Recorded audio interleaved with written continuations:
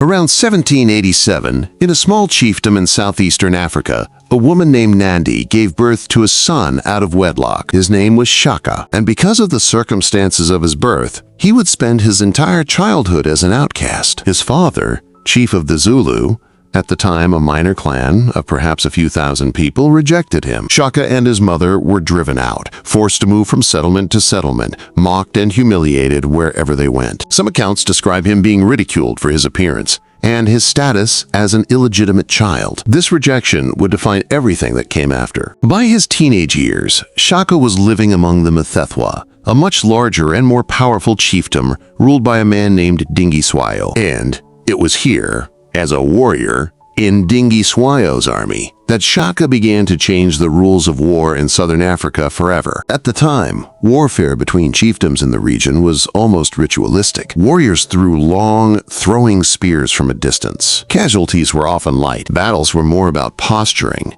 than annihilation. Shaka discarded all of it. He designed a new weapon, a short stabbing spear made for close combat, for looking your enemy in the eye as you killed him. He redesigned the shield, making it larger, and trained his warriors to use it to hook an opponent's shield aside, exposing their body. He discarded sandals so his men could move faster over rough terrain. And he organized his warriors into a new tactical formation that would become legendary: the Buffalo Horns. A central force to pin the enemy head-on, two flanking forces, the Horns, to encircle them from the sides, and a reserve held back to exploit the kill. This was not ritual combat anymore. This was annihilation. When Shaka's father died around 1816, Dingiswayo backed Shaka's claim to the Zulu chieftainship, and Shaka took control of his own people for the first time. The boy who had been thrown out now commanded the very clan that had rejected him. He did not forget. What happened next was one of the most rapid military expansions in African history. When Dingiswayo was killed in a war with a rival chief, Zwide, Shaka absorbed the remnants of the Mthethwa alliance and turned his new war machine outward. Clan after clan was conquered, destroyed, or absorbed. Some chiefdoms were annihilated outright. Others were given a choice: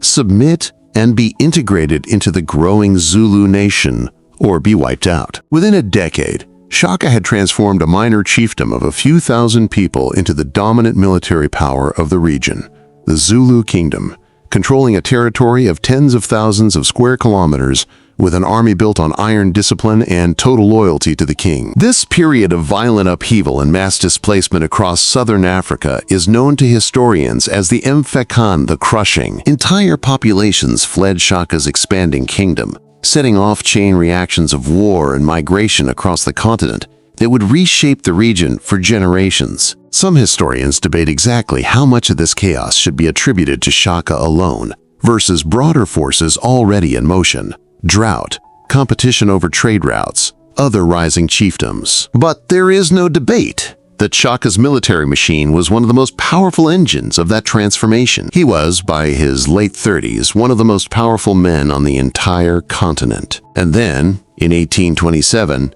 everything cracked. Shaka's mother, Nandi, the woman who had endured exile and humiliation by his side, the one fixed point of loyalty in his entire life, died. His grief did not look like grief. It looked like terror. Contemporary accounts, including those of European traders who were present in his kingdom at the time, describe a horrifying period of mourning enforced by royal decree. Shaka ordered that no crops be planted for a year. He ordered that no milk, the staple of Zulu life, be consumed. Pregnant women and their husbands were reportedly executed for the crime of expecting new life, while the nation was supposed to be consumed by mourning. Estimates of the number killed during this period vary widely across sources, but multiple independent accounts agree it was a mass killing, and that it shocked even those accustomed to Shaka's brutality. The king, who had built an empire through calculated, purposeful violence, was now ruling through violence that had no purpose at all.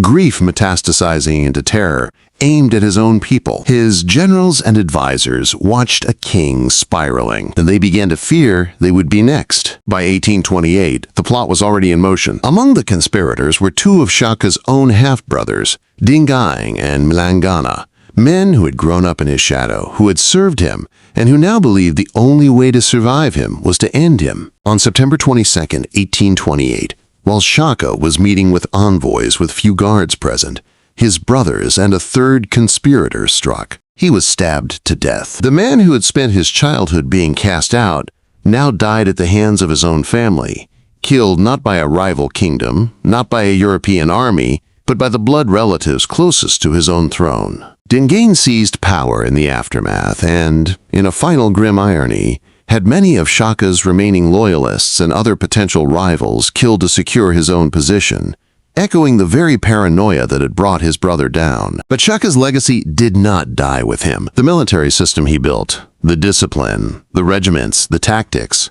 remained the foundation of Zulu power for decades. It was that same Zulu army, still operating on Shaka's principles 50 years later, that would go on to hand the British Empire one of its most infamous defeats at the Battle of Isandlwana in 1879. A boy who was once told he didn't belong had built a nation so formidable it would go on to humble the most powerful empire on earth, long after the men who killed him were gone. That is the paradox of Shaka Zulu, the outcast who became unstoppable, and the king so consumed by power and grief that the only people left who could stop him were his own brothers.